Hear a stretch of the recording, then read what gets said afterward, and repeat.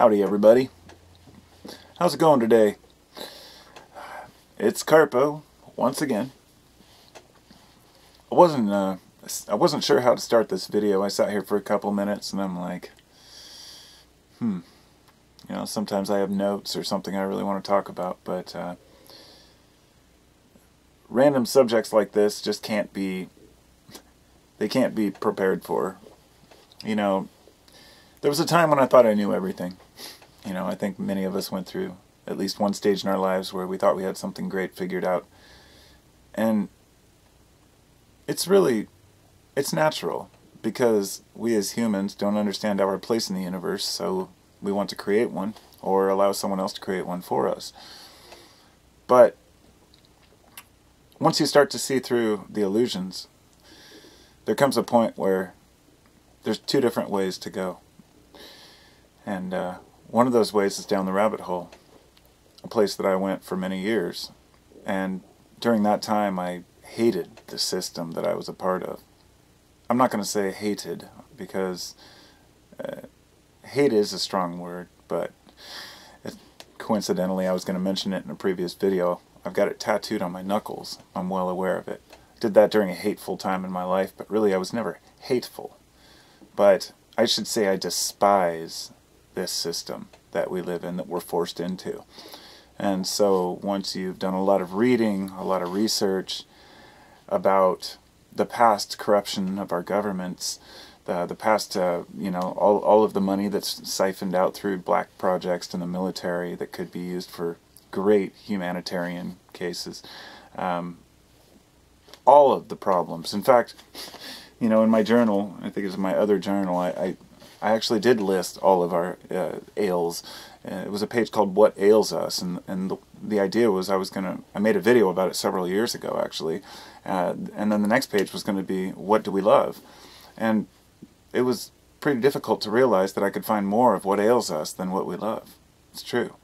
There is so much to be resentful for in the way that humans treat each other, the way that we treat the planet that we live on. And I'd just like to say that as much as people disagree, as much division as there is in society right now, I think that if we look a little closer, most of us probably agree on more levels than we realize. That divide and conquer mentality has been used through history to keep people distracted by fighting amongst ourselves about trivial details. And rather than just arguing, I agree on A and no, I don't agree on A, we start casting insults at each other and using political terms, calling each other conservatives and liberals, and throwing labels on one another, and blaming each other's things in personal lives, using fallacies to attack one another.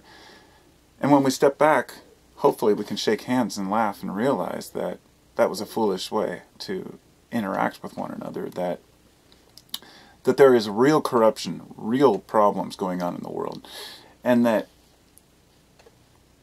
the other direction, besides going down that rabbit hole, often happens after you've already gone down the rabbit hole. And it's a matter of letting go. And for me, after I let go, sometimes I may come across as a person who maybe doesn't realize what's going on behind the scenes. Believe me, I do. And it's deep and it's dark and it's out of my control. So there's little I can do about it. So I can sit and fret about the world's big problems, or I can deal with the small problems I can handle. And believe me, there's enough of them for all of us, our own personal problems. So if we try to take on the weight of the world's problems, that can become difficult too. And to each his own if they choose to. But I believe that it's not a matter of giving in or accepting. I should say it's more of an acceptance of the way things are, as kind of a Buddhist lesson that I learned. The art of acceptance, to not try to, I should say, impose my will on the world, because I'm just as ignorant as everyone else. So, for example, I can sit here and make a video and talk about my opinions and how I feel about things. But it doesn't mean that I have to assume that everyone who has a different opinion is a dumbass. And I surely don't. Although it's hard not to, and that's part of the reason why I wanted to discuss that, the aspect of humanity that when we don't know somebody personally, it's much easier to judge them, and that we do have tribal instinct, which makes us cringe at certain trigger words and terms and ideas and visuals that frustrate us. And those emotions have been played against us for a long time, and we kind of have bought into it. But it's not all a giant conspiracy to, from any one individual organization to pull the wool over our eyes, but rather many institutions using our own psychology against us. And once again, divide and conquer is a good policy. Keep people fighting amongst themselves rather than concerned about the bigger issues. But at the same time, there's that cognitive dissonance there, because the bigger issues we can't deal with very easily. You can't just walk into the Federal Reserve and say, all right, we need to shut this down and get our banks back to the people, and let's just get the banking industry out of here. And you sure as hell aren't going to walk into a military facility and say, hey, I'd like to see what you're spending my money on, what kind of special projects are you... because the military budget is something that is really on the top of my list of frustrations, because of all the resources that are used. Because the money aspect of it, that's just money. Money isn't a real thing. It's all fiat currency, these days, which means it has no gold to back it. It has no real value other than the inherent value that we give it. And that's why we've lost our purchasing power by half over the last, I think, 20 years. The dollar has slowly crept down in value, and, we just accept it. When I was a kid, a dollar was worth more than Canadian money, and today it's not.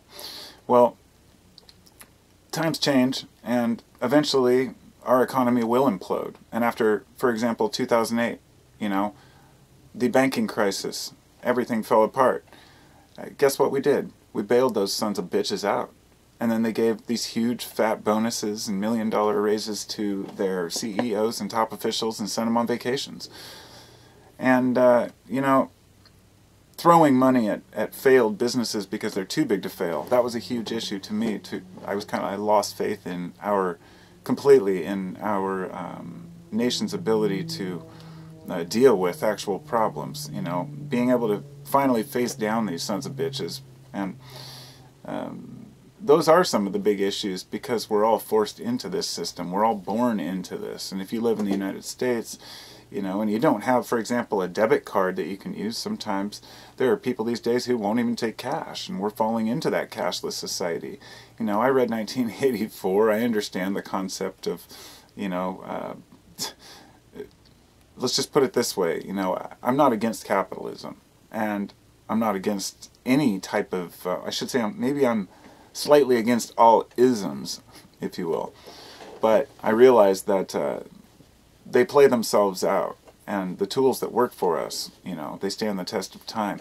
Capitalism can both destroy but also innovate, and maybe that's why I just go from, it's this ambivalence.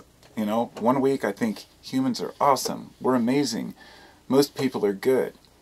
And then the next year I'm thinking, people are just stupid.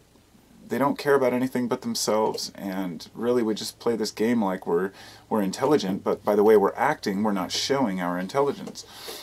And I go back and forth on that, and I'm still to this day wondering how I really feel about society as a whole. The one conclusion I have come to is that well over 90% of the people in the world are just good people trying to live their lives that will help their neighbors and help their friends. It's not a... racial bias doesn't get us anywhere. There are many, Middle Eastern countries where it's amazing, a white guy can walk down the street and people will invite him in their house. The idea that we have that everybody else wants to kill us, that type of xenophobia is created by our own ignorance. But it doesn't mean that there aren't people that want to kill us. But then that whole circle of the military and invading and taking others' resources, the coups that our own CIA and military have committed around the world, and then we're like, well, oh, these people are the bad guys, It's really hard to know what to stand for. You want to be an American, and I am an American. I stand for the country, but the country is the people to me. The government are just men in suits. They're hired help, and they've generally failed us. So I shouldn't make this, of course, political. It's not, because it goes so much deeper than that. I guess to make sure that I cover this base, there still are very large organizations that are hidden in the shadows. And when people talk about, say, the Bilderberg groups and things like that, these guys are nothing. These are small potatoes compared to the guys who really run the show. The people behind the scenes, behind the curtains, that pull the strings. There's a whole history, bloodlines, and people who have, made decisions to benefit themselves from the beginning of time. But there's nothing that the individual can really do about that. There may also be deep, dark, demonic forces out there, but what are you going to do about that? I think that it's important that we really look at the big picture, which is that protecting each other and ourselves is more crucial than anything that we worship outside of ourselves. In my belief that if we're berating, harassing, and insulting our fellow man merely because they don't believe in the same God as us, I would say shame on us. Shame on anyone who shames others for not believing what they do, so long as that person shares the basic human values, which, regardless of whether we can or can't agree on basic laws, we can agree on basic values. And one of those would be to not kill each other without reason. I don't want to get into the details, because there are times when that would be warranted and accepted. And that's the point. That's the problem.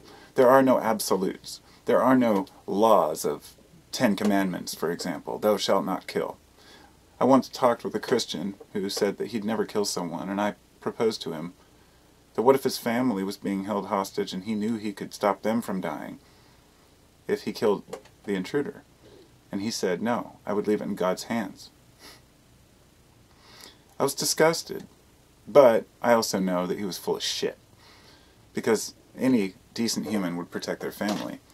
But it's easy for us to talk the talk, but walking the walk, it's more complicated. Life is very complicated. And it's bad enough that we're trying to live and understand the systems within ourselves, in our minds, and compare ourselves to one another. But then we have this whole segment of society whose whole job is to lie to you.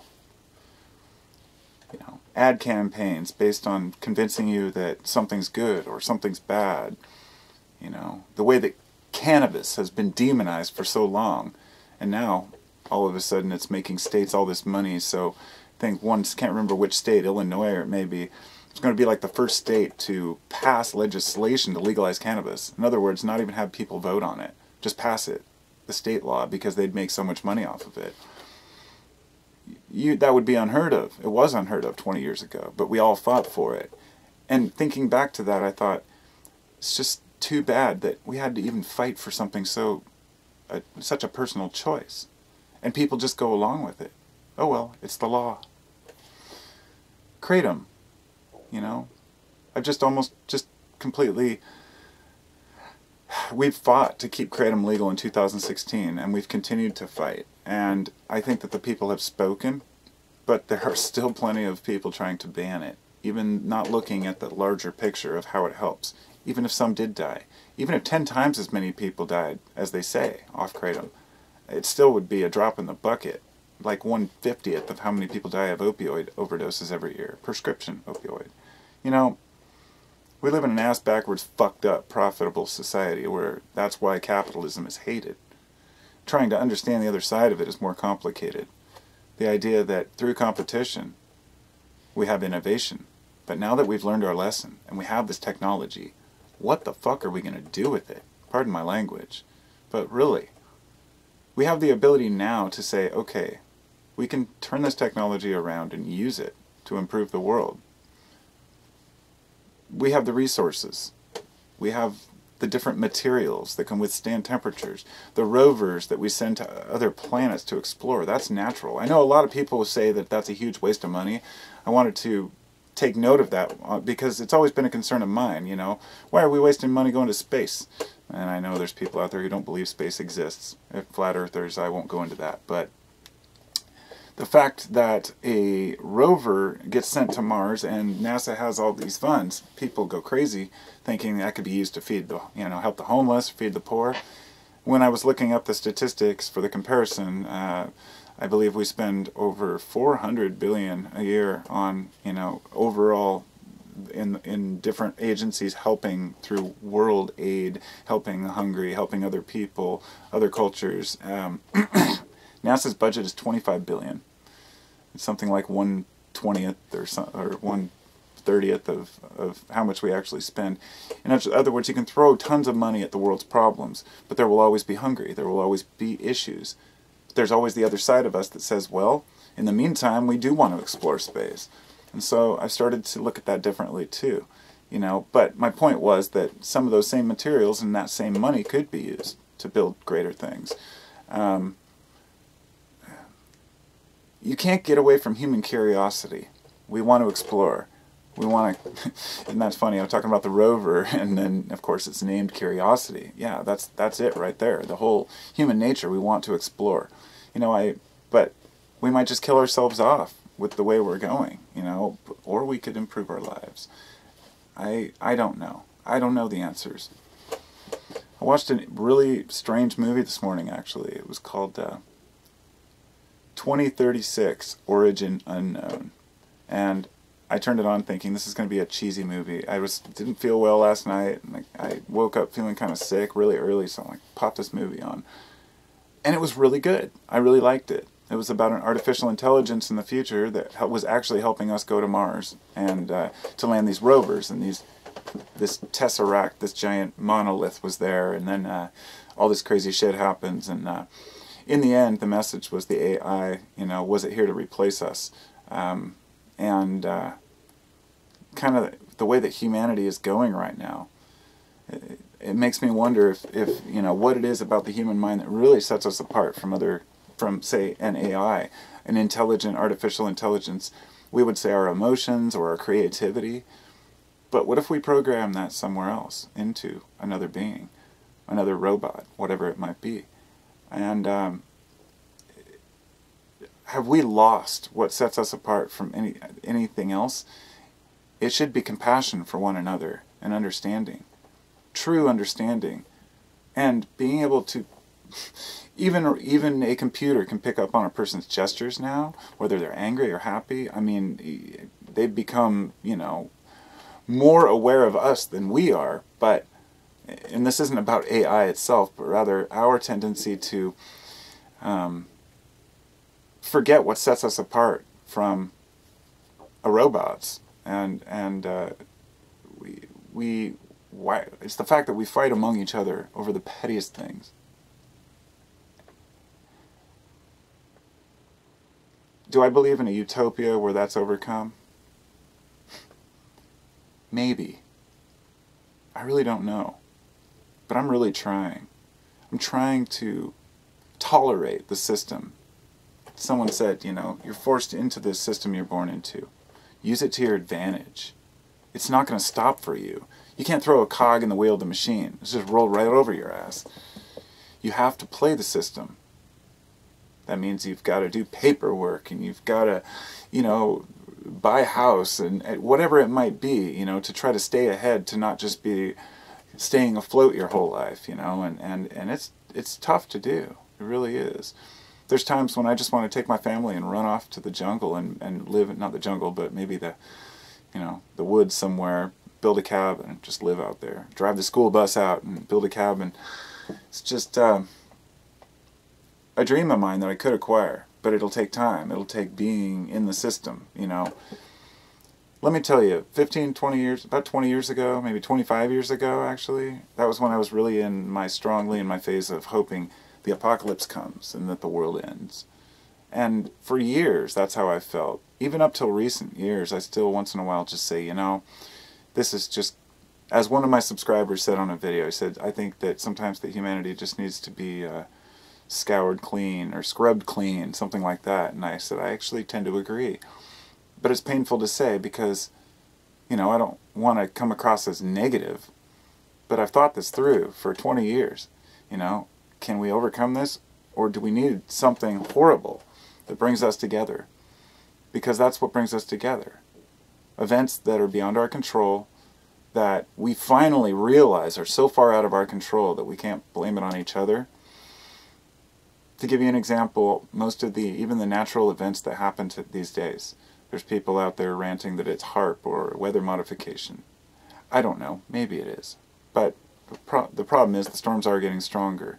But we should be helping each other instead of saying that, you know, for example, people are dying and people just claim it to be fake, you know. It's all set up. We got Alex Jones-like characters out there spreading complete nonsense. I mean, within an hour of something happening, he's out there ranting, telling everyone it was faked and it was all staged. You'll find in life that we find what we are looking for, no matter what we're looking for.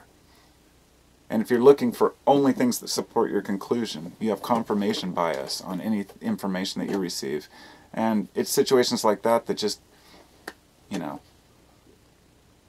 facepalm. Straight up, like, why do people want to be so wrapped up in small problems that when we should be coming together on certain issues? You see what I mean? I use that example because, like, for example, the Sandy Hook shooting, they were saying it was fake, that the whole thing was staged. You know, was it set up? Hey, I can't prove one way or another, but the fact that people think that all these parents were lying, you know, there were a lot of legal issues and fallout over it, and the parent groups got together, and they're real people. You know, I know what real people act like. Hey, I've seen actors. If they're all actors, they're damn good actors, but it doesn't mean that some didn't take advantage of the situation to, you know, use it to their advantage. Everything gets blown out of proportion, and people just can't come together and just support each other when something bad happens. And I'm starting to wonder if maybe something really bad has to happen to get past that and to come together.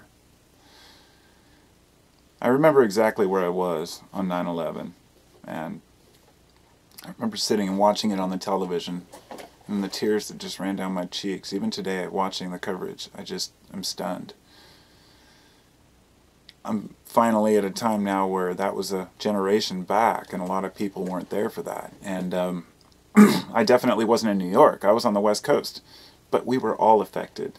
For that week, we stood together as Americans. We were strong. It didn't matter. It wasn't us against, you know, the whole Middle East or the rest of the world. Of course, it ended up being us against someone. But the point was that the Taliban, but we all banded together was the point. And it was a camaraderie that's rarely felt. And in extreme war zones, there's this camaraderie everywhere. I mean, neighbors helping each other, pulling bodies out of the rubble. I can say in America, you know, people do help each other out, but I think in a major catastrophe, most people would just run.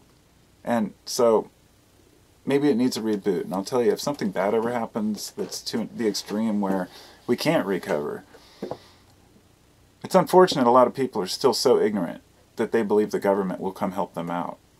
That they can call 911 when a nuke hits, or, you know, a major tidal wave takes out their town. I mean, sometimes things just don't, you cannot reach help, and that's why people, I think, need to be prepared for anything. And of course, during my phase of seeing how fucked up society was, that's when I started doing my prepping, you know. So I am prepped. I'm prepared for any disaster, prepared mentally and emotionally and physically, and I'm pretty convinced that something will happen in my lifetime that will be devastating. But I want to enjoy the time that I have now while I'm here on this planet and make the most of it. When times are good, we seldom give them the credit they deserve.